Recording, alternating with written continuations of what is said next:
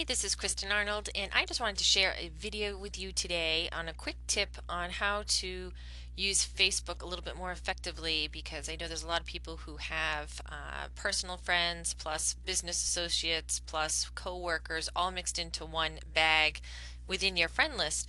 And there's a way that you can set up your friend list, and you should be using your friend list. And I'm just going to show you an example here on how I start by adding somebody into a friend list. These are lists that I've already created, and here you have Gideon, who's somebody that I highly recommend you watch his blog. He also does rapid video blogging, which I've gone through, which is a really great video program on how to use video on your blog.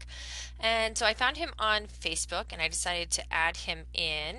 So you see here I have the add as a friend. I'm going to click that and you can see I have my list set up. So it's going to pull down. I have my local peeps, which I consider all the local people to me. I live in the same area that I grew up in, so a lot of people are still local. I have my awesome networking peeps, and those are people that I have met throughout the internet marketing world that I work with. I also have PLM, which are some of our product launch managers, which I stay in touch with. So I have 3 different lists of people. So I'm going to add him to my awesome networking peeps because he's one of my internet marketing guys, and I'm going to send my request.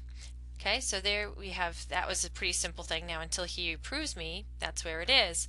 But what I want to show you is where these come in handy is if you haven't noticed, Facebook has algorithms. So who shows up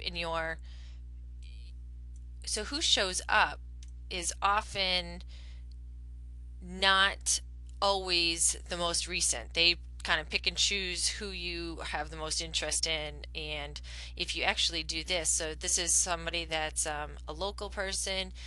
They tend to use Facebook a lot more for playing games. I don't really have an interest in that. I don't care if they are a Farkle dice game.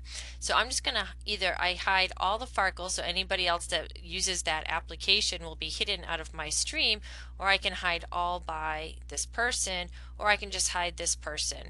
So I don't want anybody else to know that. So I'm gonna remove that. But also when I go down to my most recent, you can see again here are my list, my local peeps. So it will change and it will show me just the information that's being in my stream that's being done by those local people. And also if I change it to my awesome networking peeps, it will change it to all of those that I follow from that I've met in my networking. So it's just a quick, easy way instead of having people mixed in together.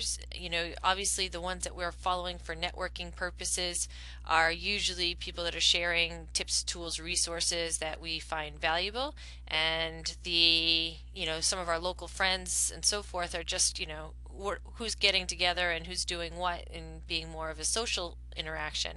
So that's just how I separate out my 2 Facebook streams. I hope you found that useful and you can put that to work in your Facebook.